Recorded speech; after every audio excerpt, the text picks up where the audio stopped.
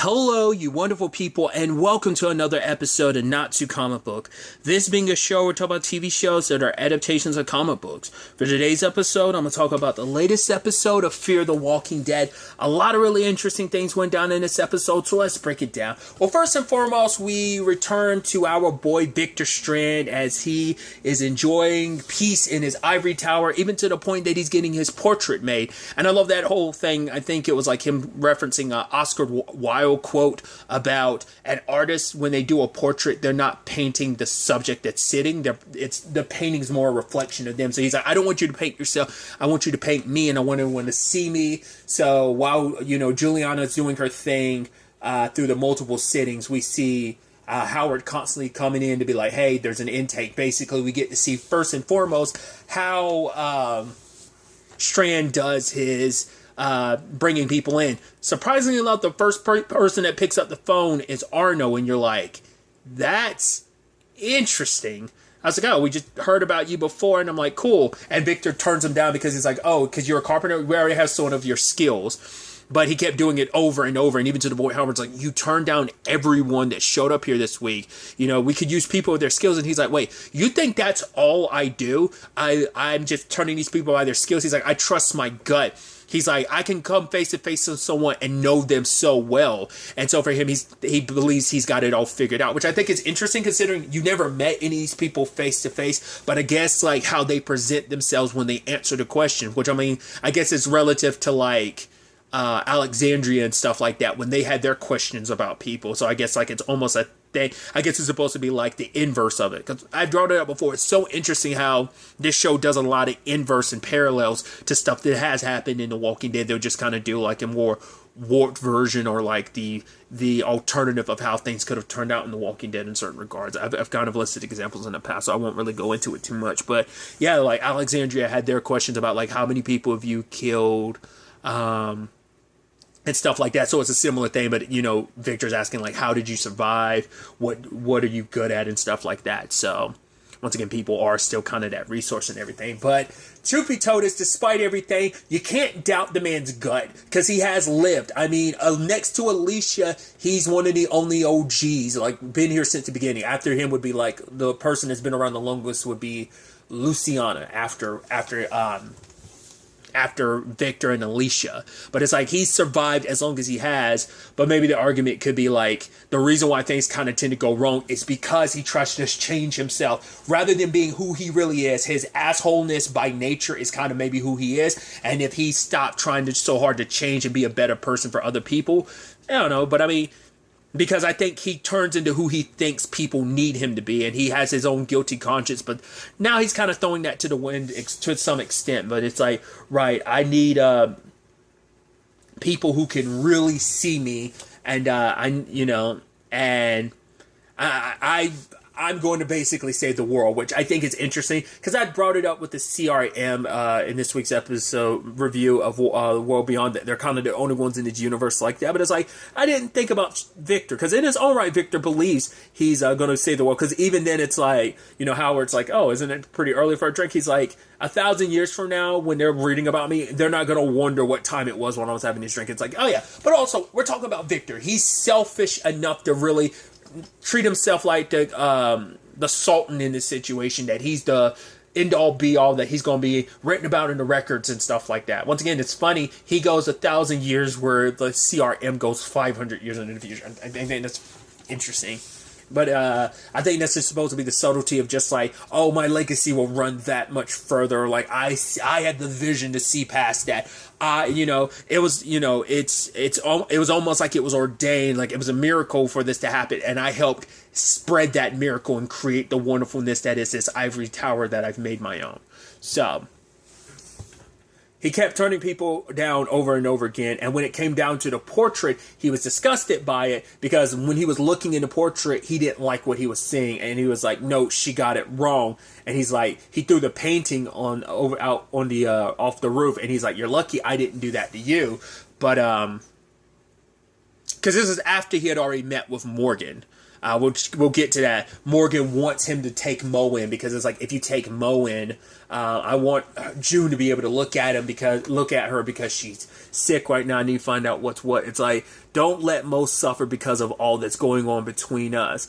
But he's like, he kind of says no to Morgan. So, but after seeing the painting, it changed things because I guess he didn't like what he was seeing reflected back at him. But also, it's like, I guess because some of the people who know him best, the only people that are left that would know him best, because Madison would, if Madison was still alive, she'd be that person for him, but that now person is Morgan. It's like, I think it's because Morgan is the only person that can really see me for me, and I guess like looking back at his own reflection, well, we kind of found out more so why he ends up bringing Morgan in later, but at first I was thinking like, oh, is it because Morgan can kind of see you for who you really are? He sees you, but it's like, no, there's other reasonings for it. But he brings Morgan in, and it's like, right, lets him know about everyone that he found.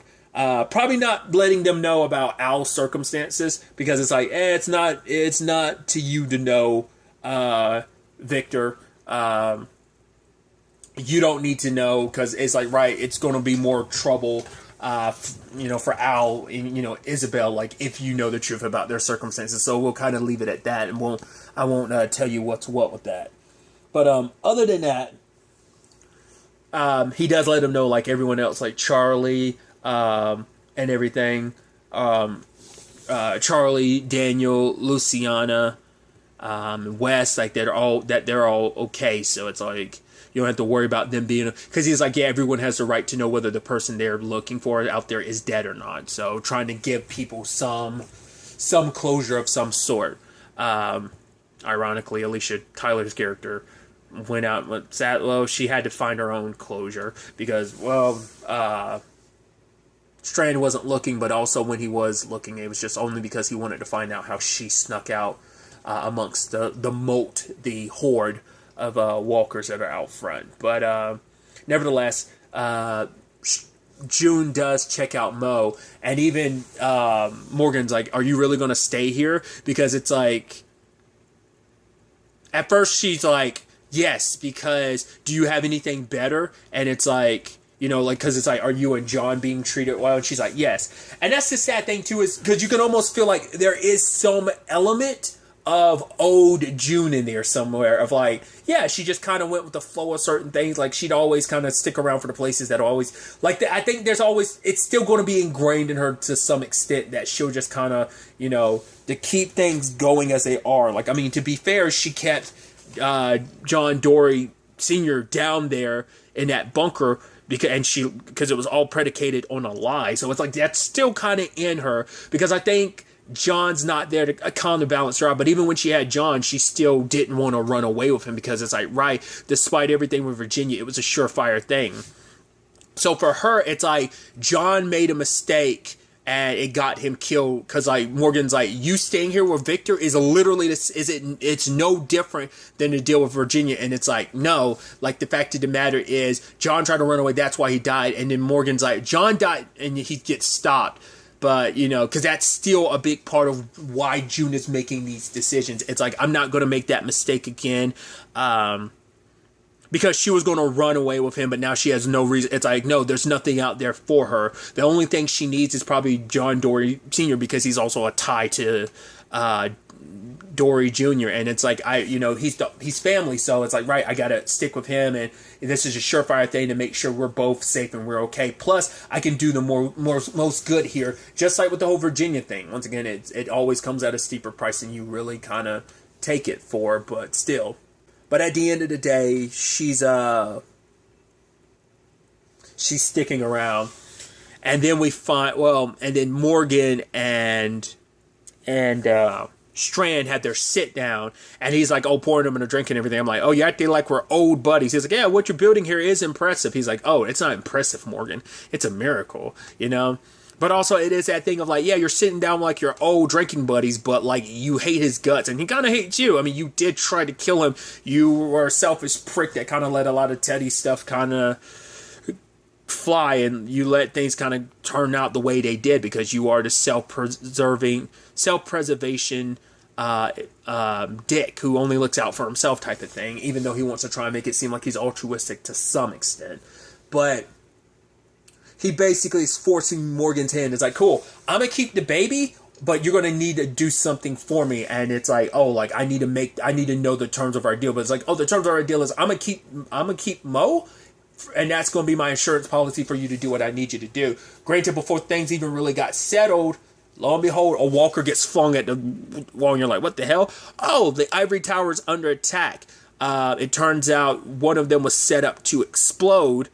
The one that ended up busting through, Victor kicked him out, and it's like, oh, turns out good old Arno is back. And it's like, yep, I want to make this place our new home, so kind of let his interim bring the tower down, because they've got a lot more catapults. Because he's like, yeah, we found that warhead, and you're like, and that's it. Because I was like, how is this going to work out? Cool, because now you've, like, nuked up some walkers. And it's basically like, yo, everyone that basically implanted some of this inside of these walkers, each one of them died because you touched his warhead, you're as good as dead. So having direct contact with like that, being in close enough proximity would kill you, but having to direct, all the people who had direct contact already died. But it's like, oh yeah, these walkers, they'll come, like they'll pollute, even if they don't destroy the tower, they'll pollute the air enough because the air is clean here. So, but Strand doesn't believe him, doesn't take him at his word. And Morgan tries to help because he's like, no, let me do it. Let me get in contact with Grace. Then we can, like, you know, we got the vehicle, we got Al's vehicle. So it's like, right, we found some ammunition. We can like light them up on from another angle so that we can all get out of this. But Strand doesn't want to trust Morgan. It's like, no, after everything between us, after I just threatened to keep your daughter, it's like, no, I know not to trust you. I can't trust you. Sadly, well, because the whole point initially was like, oh, you had like an hour or whatever, but it turns out, hey, your boy Victor got poisoned. So he wakes up after 10 minutes and is like, all right, like, what's going on? Someone potentially poisoned me, which they're like, no, maybe there was something else going on here. I'm like, wow, it's got a traitor amongst your ranks. And at first I was like, as the episode was progressing, I was like, you don't think Morgan, there's no way Morgan actually planned this all out, because he did bring up the point of like, no, like he'd never do anything put Mo in danger. I'm like, yeah, but not listen, I don't know, was this a calculated risk? Because I was about to say, like, are a lot more people in on this? Obviously we see Window this episode, I love it. He's like, yo, what do you see out there, JD? I'm like, I don't know why them getting all tight-knit like that and just call, I mean, I don't know why I'm getting giddy about it, but I just like him just being like, oh, like short, you know, calling him by his initials. I don't know, they just seem kind of nice. It would just seem like, yay, like, you know, everyone in the tower is kind of getting along. So they've got more people. Granted, they threw more walkers because they saw the glint from Dory's like rifle, so it's like, oh, like, you know, so they supposed to have like 40 some minutes left, you know, of a reprieve, but they attacked again because it's like, nope, that one wasn't radioactive, that one wasn't, that one was clean as well, but the next one won't be, so get your people off the roof. And so it's a situation of, he got poisoned, he's not thinking straight, but Morgan keeps trying to be like, let me help you out. But it turns out they removed all radio signal stuff. The only thing are walkies, but they're in the armory, and those are a couple floors down. So, because the walkers that just got flung in were like flung to the 3rd or 4th floor. So it's like, right, someone's gonna have to go down there. And Strand is wanting to go by himself, but then June figures out like, oh, you want to go by yourself because you don't trust any of us here. Because I love that John tried to be like, hey, I'll talk to him, which Howard was like, oh yeah, how'd that work out with Teddy? But then he didn't want to trust anybody. He's like, oh, John, like I forced you and June here. I threatened your daughter, Morgan. Because like Howard's like, nah, buddy, like we've been at this together. But he's like, yeah, allegiances can always sway. So he doesn't believe Howard. And he turns to the window and he's like, you could betray me because I turned away your sister. He's like, wait, what? I was like, oh yeah, he doesn't know. But because he was thinking like, oh, Wendell already knew and probably betrayed me. And it's like, yeah, Sarah was here, but I turned away. Wait, she was here. You turned away. Why would you do that? It's like, yeah, you definitely lost a lot of loyalty to some extent in this episode because of your erratic behavior. Some people probably justify it by being like, well, you were poisoned at the time. But he's bringing Morgan alone. It's like, cool, but baby Mo's going to be on me. And I'm like, oh, that's weird. And he's like, yeah, but it's his insurance policy because it's like, by bringing her along, I make sure I get your cooperation. So it was interesting though. Like initially, he wanted to be the one to go down, but Morgan suggested, I'll stay here. You just keep Mo, okay, and if anything happens to her, like, I'll do a lot worse to you than the people out there will. And he's like, agreed. That's the complicated thing, that there is some mutual agreement, there is some mutual respect to some extent, even though they kind of despise each other. There's some mutual understanding between Morgan and Strand. Once again, they're like dual sides of the same coin. But I thought it was so interesting that the entire time he's like, I'm not your papa, I'm more like your temporary guardian, Mo. It's like basically telling him he's lucky to have someone like Morgan. Because despite not liking Morgan, he knows what kind of a good person Morgan is. And it's like, you're lucky to have, because he's like, yeah, my father kind of wanted to have nothing to do with me. So we go into his circumstances a little bit. I mean, obviously in season 1/2, we dived into...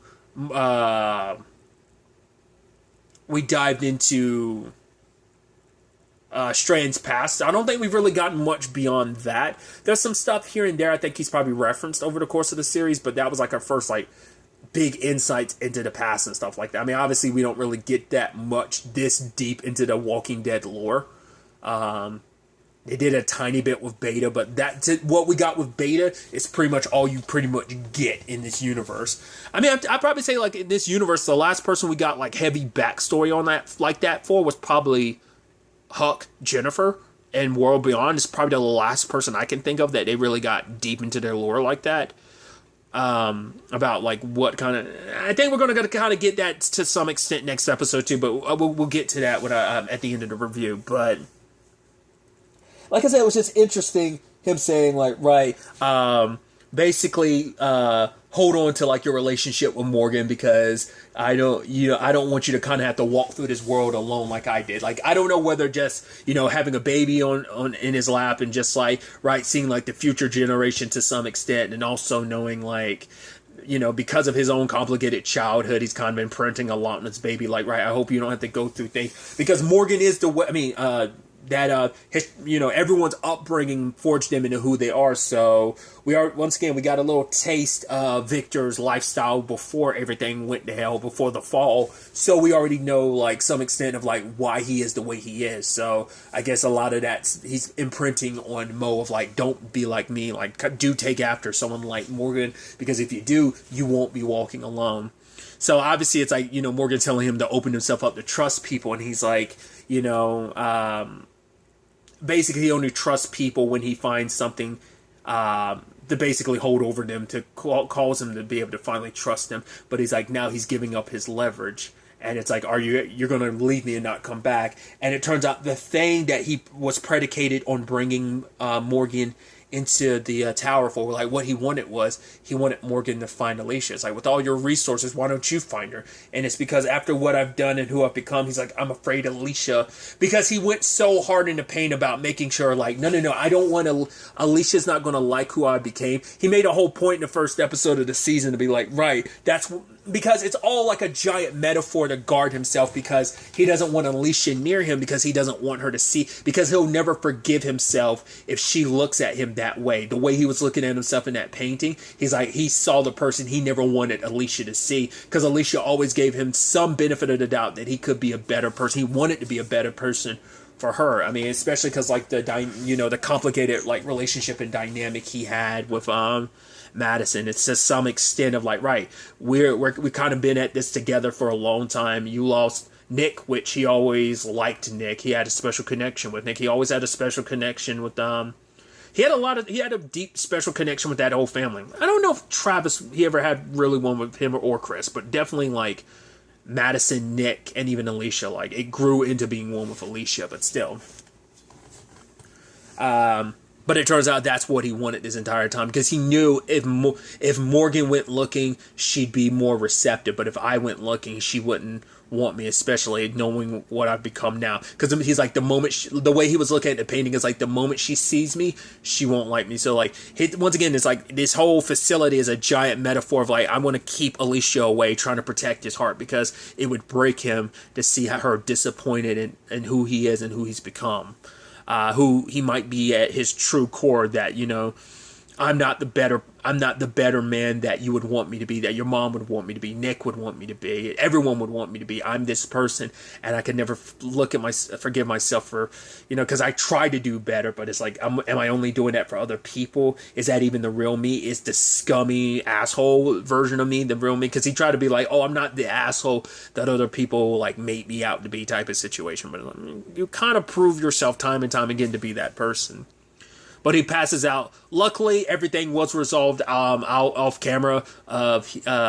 Grace showed up, backed up, wiped all of them out. I doubt Arno is dead. I guess some of them, like, they ended up having to run, but they dealt with that situation. June came to help, but she was also, next time, don't use my expertise to get what you want, my medical experience, because, like, don't threaten me in the sense of, like,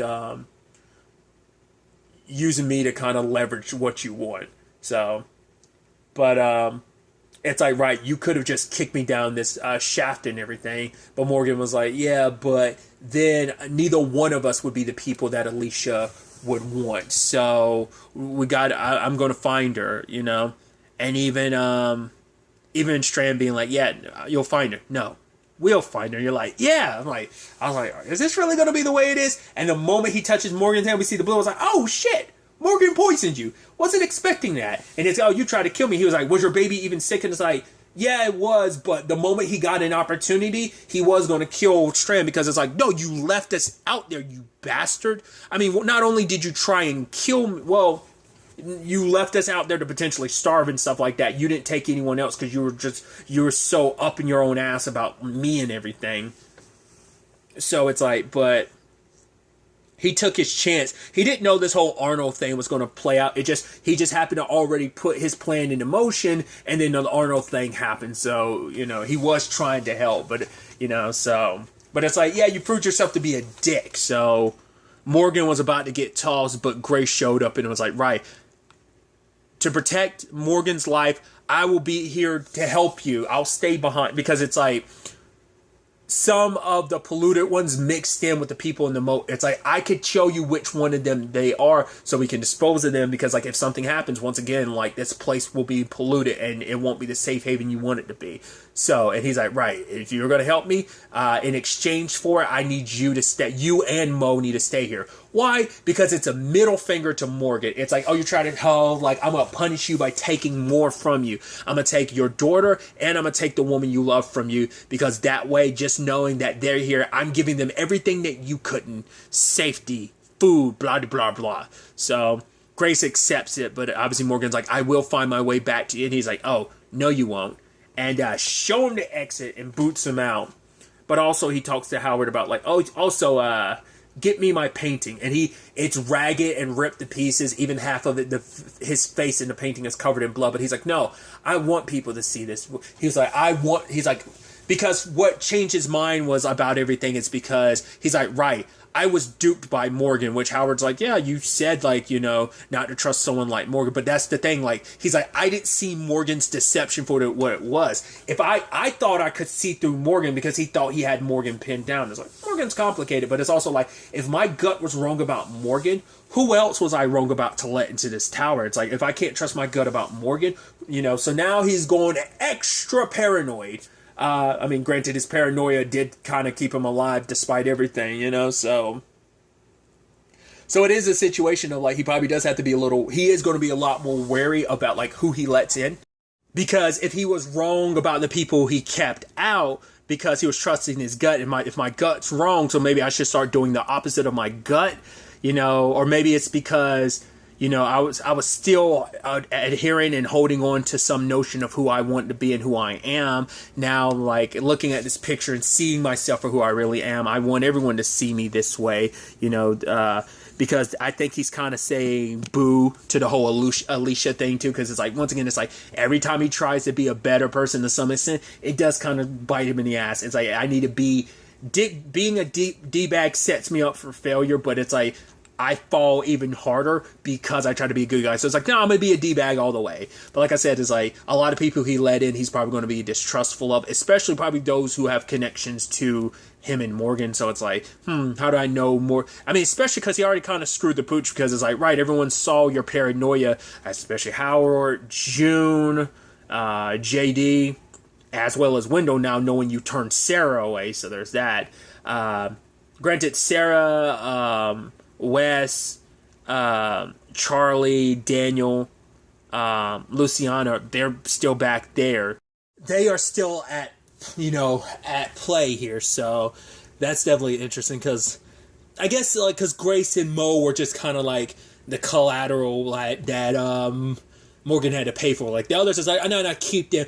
I got what you cherish most and what you care about most. Especially because he's also got this twisted notion of moment. He's like, bring the baby to me. I'm like, are you going to try? And he's like, yeah, it's got to get to know its new father. I'm like, that's so weird. It's like, right.